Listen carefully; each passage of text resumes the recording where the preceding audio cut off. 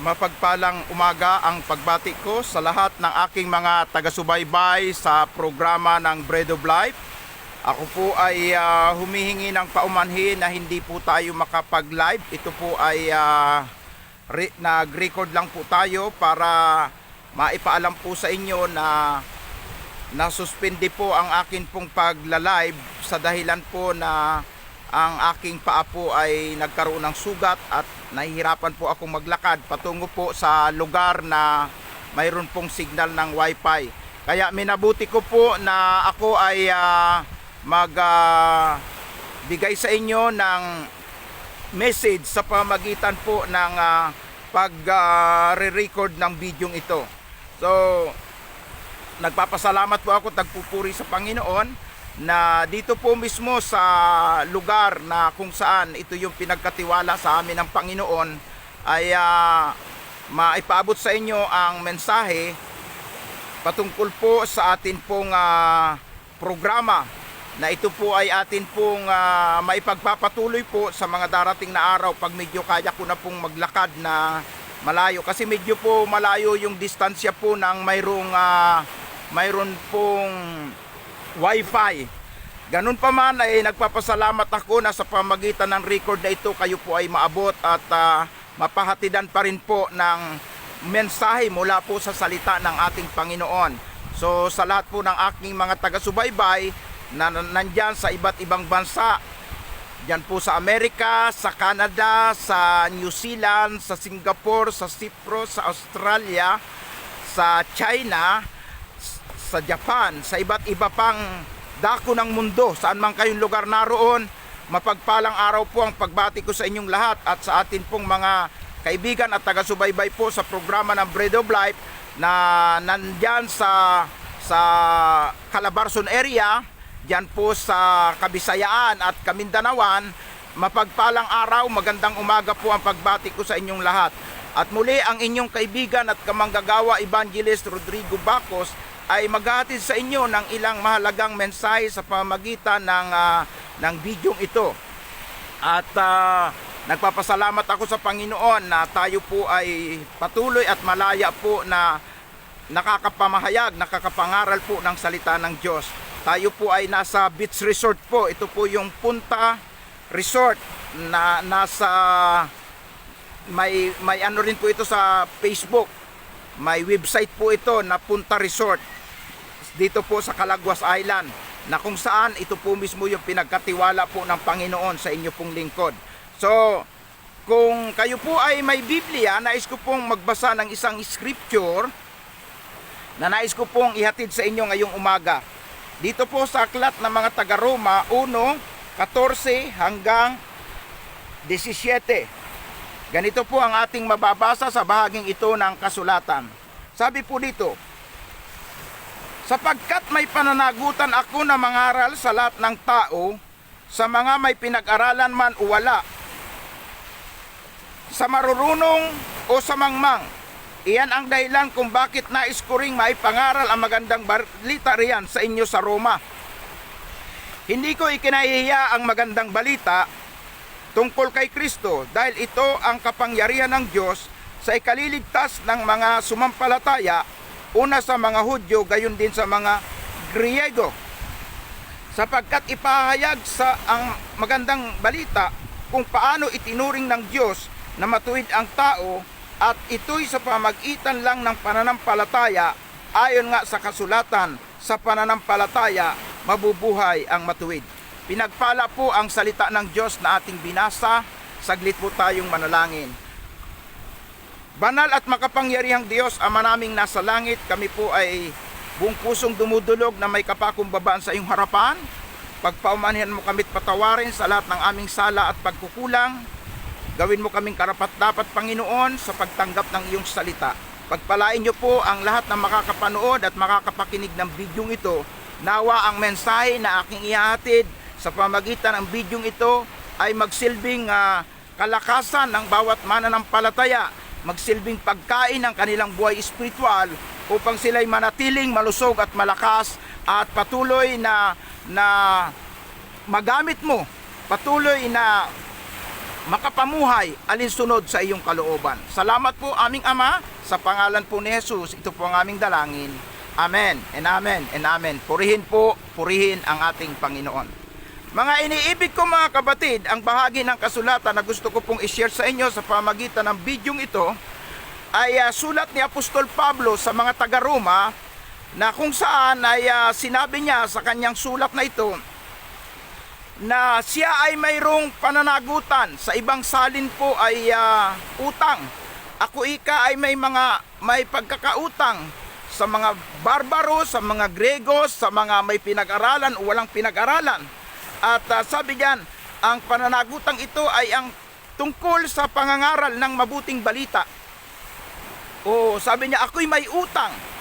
Ito po kasing pananagutan, iyan po ay pagkakautang na. Spiritually speaking po ito, hindi po literally. Bagamat may mga pagkakautang po tayo siguro sa atin pong buhay na ito, yung natural na pagkakautang, pero ang gusto pong patungkulan ni Apostol Pablo sa sulat na ito ay tungkol po sa spiritual na aspeto ng buhay. Yun po kasing pagkakautang na binabanggit ay yung pananagutan po sa tao. At yung binabanggit niyang pananagutan ay pananagutan ng pangangaral ng salita ng Diyos. At dahil nga po may topic po ako patungkol po sa pautang at pagkakautang ng tao sa Diyos, ay akin pong tinalakay sa aking mga live streaming yung buhay na pinahiram sa atin at yung mga pagkakautang natin sa hindi natin pagbibigay ng ating mga tithes and offering. At yung pangatlong binigyan din natin ay yung pagkakautang natin sa kaligtasang ibinigay ng Panginoon, na utang natin kay Jesus ang ating kaligtasan. At ngayon naman, ito naman po ay patungkol ngayon ito sa pagkakautang sa banal na ebanghelyo na ipinangaral po sa atin. Sapagkat si Apostol Pablo mismo ay mayroong sinasabi na ako'y may pagkakautang o pananagutan sa hindi pangangaral ng ebanghelyo. Kaya sabi niya, ako'y papariyan sa Roma para ipangaral ang ebanghelyo, sapagkat itong ebanghelyong ito, hindi ko ito'y kinaiya, ito ay kapangyarihan ng Diyos para iligtas ang tao. Kaya nga po mga inibig ko mga kabatid, ako rin na inyong lingkod ay meron ding pananagutan at maaaring utang sa spiritual aspeto ng buhay kung ako po hihinto sa pangangaral ng salita ng Panginoon. At salamat sa Panginoon sapagkat sa huling kapanahonang ito, ang pangangaral ng salita ng Diyos ay masabi nating high-tech. Bakit po? Ay isipin po ninyo, sa pamagitan ng Facebook, sa pamagitan ng YouTube, kahit nasa iba't ibang bansa kayo, naaabot kayo ng pangangaral ng salita ng Diyos. Abay, nung unang kapanahunan ay talagang napakahirap. Ni sound system po noon ay wala. So napakahirap. Para lang marating mo ng pangangaral ng ebanghelyo ang isang lugar, kinakailangan mong maglakbay ng napakalayo, sapagkat noon ay wala pang eroplano.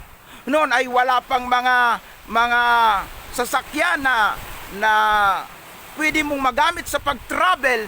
At kung ikaw ay magtatawid dagat, mayroon na mga barko noon. Pero yung mga katulad na mga sasakyan na ginagamit ngayon, by land, ay wala po yan nung araw.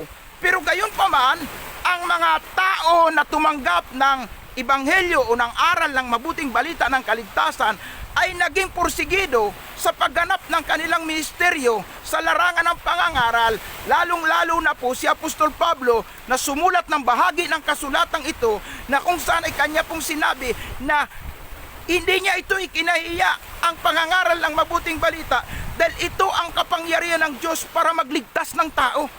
So, mas maganda nga po sa kapanahonang ito ang pangangaral natin dahil sa pamagitan ng live streaming, sa pamagitan ng YouTube, kahit nasa iba't ibang dako kayo ng mundo, basta't kayo may internet at magbubukas po kayo sa ating YouTube channel at makakapanood po kayo sa ating Facebook, sa ating mga live streaming, makakarinig kayo ng pangangaral ng mabuting balita.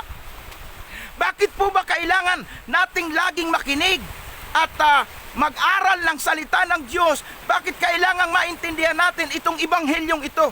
Ang sabi po ng banal na kasulatang ating binasa, ito ang kapangyarihan ng Diyos. Dito nahayag ang kapangyarihan ng Diyos para maligtas ang mga tao, para maligtas ka, para maranasan mo ang mabuting balita ng kaligtasan. Kinakailangan matanggap mo ito, sampalatayanan mo ito. Kaya nga, mga minamahal kong mga taga-subaybay sa aking mga live streaming at sa kayo na nanonood sa akin pong bidyong ito, kina-challenge ko po kayo mga kapatid na wag ho kayong bibitaw sa patuloy na pag-aaral ng salita ng Diyos, dahil ito po ang ating kalakasan. At sinasabi ko nga sa inyo, ang salita ng Diyos ang siyang pagkain ng ating buhay espiritual, na katulad ng sinabi ng ating Panginoon, hindi lamang sa tinapay nabubuhay ang tao kung hindi sa mga salita ng Panginoon. Na ang ibig sabihin po sa Mateo 4:4, hindi lang po sa mga material na pagkain. Para tayo po ay mabuhay, kailangan natin ang pagkain ng ating spiritual na buhay, na dili iba ang salita ng Diyos. Kaya patuloy ko kayong ini-encourage na wag po kayong aatubili na laging makinig sa mga pangangaral ng salita ng Diyos, kahit hindi po sa inyong lingkod, kahit po kay Binin Ministry o sa iba pang mga alam natin na mga tapat at mabuting lingkod ng Diyos na ipinangangaral ang mabuting balita. Dahil nandyan po ang ating kalakasan, at sabi ni Pablo, ito rin ang kapangyarihan ng Diyos para tayo ay iligtas. Kaya nga mga iniibig ko mga kapatid, gawin nating inspirasyon ng salita ng Diyos na ating binasa ngayong umaga. Hanggat maaari po, patuloy po tayo na mag-aral ng kanyang salita. Sabi ko nga sa inyo, dahil nga po sa lugar na aking kinalalagyan, ang hirap po ng signal, hindi natin matuloy-tuloy ang ating programa. Pero tayo po'y nananalangin na makapagpakabit din po tayo ng wifi dito po sa lugar na ito, kahit ito po ay island. At napakalaki po ng gagastusin para magkaroon ng wifi. Nananalangin po tayo na may gamitin ang Diyos para makapagpakabit po tayo dito ng maliit na cell site na magiging daan para po tuloy-tuloy yung pangangaral natin ng Ebanghelyo. Dahil ang sabi nga sa binasa natin, dito nahahayag ang kapangyarihan ng Diyos para iligtas ang mga tao. Kaya nga mga kapatid kong minamahal, hindi natin ito dapat na kakaligtaan, hindi natin ito dapat na pabayaan. Kaya nga kahit injured yung aking paa at ako po ay nasugatan sa aking talampakan, hirap po akong maglakad, hindi po ako mapalagay na hindi ko maipaabot sa inyo ang pangangaral, sa dahilang nandun ang aking kabigatan, nandun ang aking burden, nandun ang aking compassion, na alam ko marami naghihintay sa programang Bread of Life.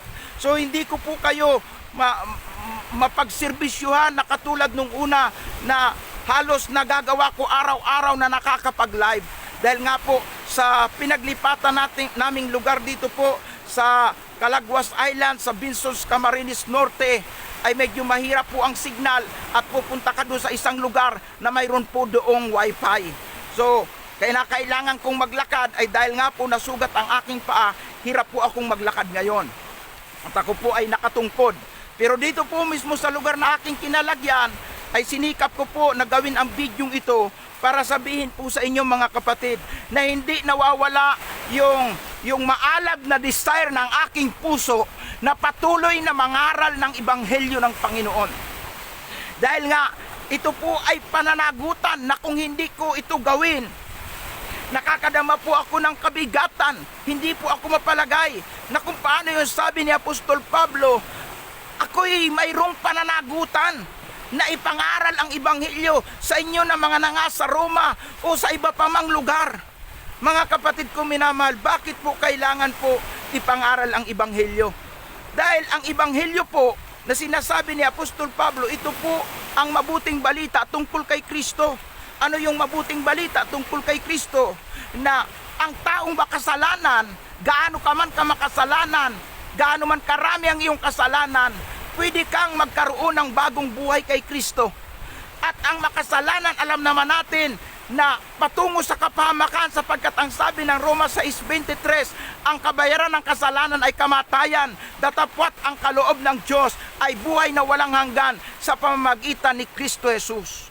So ito po yung mabuting balita na ang mga makasalanan na dapat mapunta sa kamatayan at kapahamakan sa impyerno sa pamamagitan ni Kristo Jesus, ang bugtong na anak ng Diyos na nagkatawang tao, kayo na makasalanan, kung magsisisi ng kasalanan, magbabalik loob sa Panginoon at tatanggapin si Jesucristo bilang Panginoon at tagapagligtas, hindi ka na mapapahamak, kundi ikaw ay maliligtas. Sapagkat ang sabi nga ng aklat ng Juan 3:16, gayon na lang ang pag-ibig ng Diyos sa sanglibutan, kaya ibinigay ang kanyang bugtong na anak upang sino mang sumampalataya, anuman ang kalagayan mo sa buhay. Ang ibig sabihin, kung ikaw'y sumampalataya, hindi ka mapapahamak, kundi magkakaroon ka ng buhay na walang hanggan. Ito po yung sinasabing puso ng mabuting balita na ipinagkaloob si Jesucristo na bugtong na anak ng Diyos.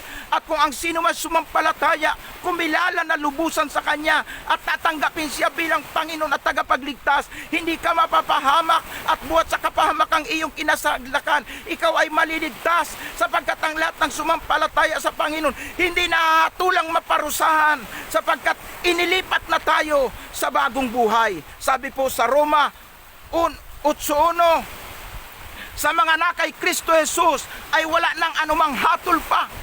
So iyan po yung mabuting balita, hindi na tayo mahatulan na maparusahan. Ito po yung ebanghelyo na si Jesucristo nagkatawang tao, nagpakasakit at tinubos niya tayo sa ating mga kasalanan.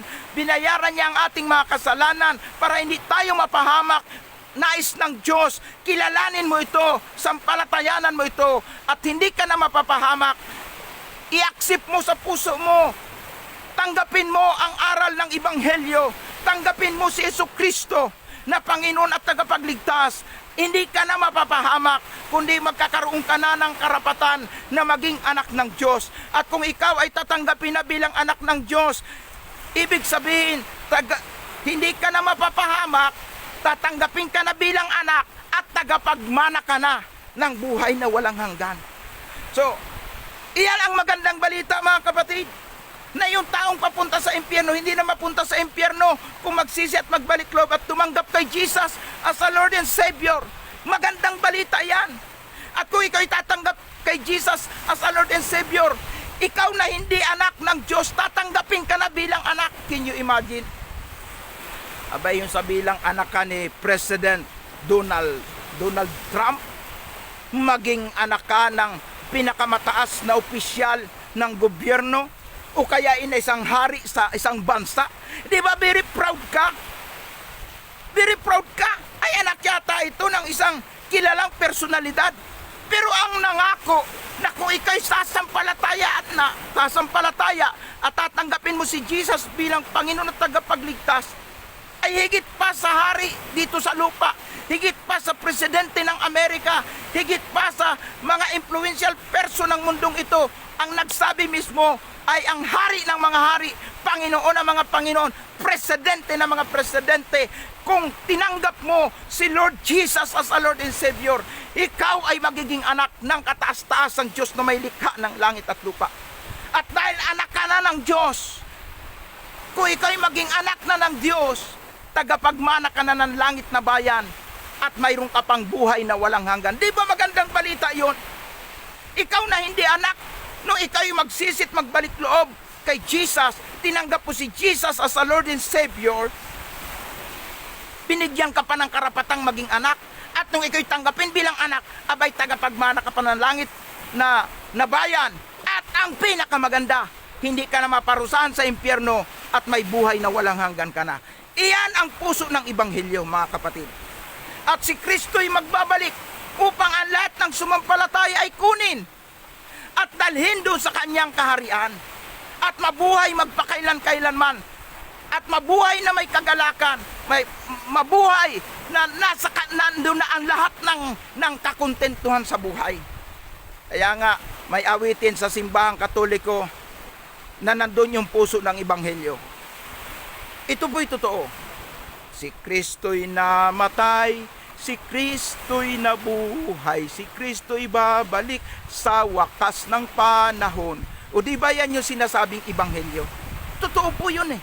Na si Kristo namatay sa ating mga kasalanan at siya'y muling nabuhay at siya'y muling magbabalik sa wakas ng panahon upang tayo kunin at dalhin doon sa kanyang tahanan para lahat tayong sumampalataya hindi na mapahamak doon sa impyerno, kundi magkaroon na tayo ng buhay na walang hanggan, magmamana tayo ng langit na bayan at makakasama natin ang Diyos magpakailan-kailanman. Glory to God, purihin ang Diyos. Purihin ang Diyos. Kaya ito po yung mabuting balita na gusto ko pong ipaunawa po sa inyong lahat. Na sabi ni Apostol Pablo, hindi ko ito ikinahihiya.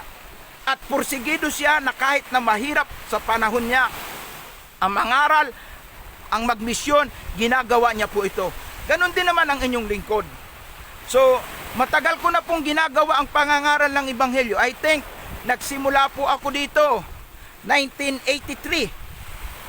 So, from 1983, bagamat marami na pinagdaanan, marami mga pagsubok at problema, up to now, ay patuloy pa rin tayo sa ating ministeryo ng pangangaral. Sapagkat ako'y naniniwala, tulad ng paniniwala ni Pablo, dito nahayag ang kapangyarihan ng Diyos para maligtas ang maraming tao. Amen. At kung kabilang ka sa mga taong tumanggap sa ating Panginoon, naniwala sa mabuting balita, ito ang napakaganda na iyo pong maaasahan. Ikaw ay tagapagmana ng langit na bayan. At pagdating ng araw, tayo magsasama-sama, natitira doon, kapiling ng Panginoon at mabubuhay magpakailanman. Amen? Glory to God. So sa lahat ng aking mga taga-subaybay at tagapakinig sa programang Bread of Life, mag-antabay lang po tayo at hintay-hintayin ko lang po na medyo umayos po yung paa ko at kaya ko na pong maglakad. Magla-live po uli ako sa mga susunod na araw. Salamat po at magandang araw po sa inyong lahat. Salamat sa panonood ninyo sa bidyong ito. Pagpalain kayo ng Panginoon, pagpalain po ang bawat isa sa atin. Tayo po'y manalangin. Panginoon naming Diyos, amang makapangyarihan sa lahat, itinataas ko po sa iyo, Panginoon, ang lahat ng aking mga taga-subaybay at tagapakinig sa programa ng Bread of Life.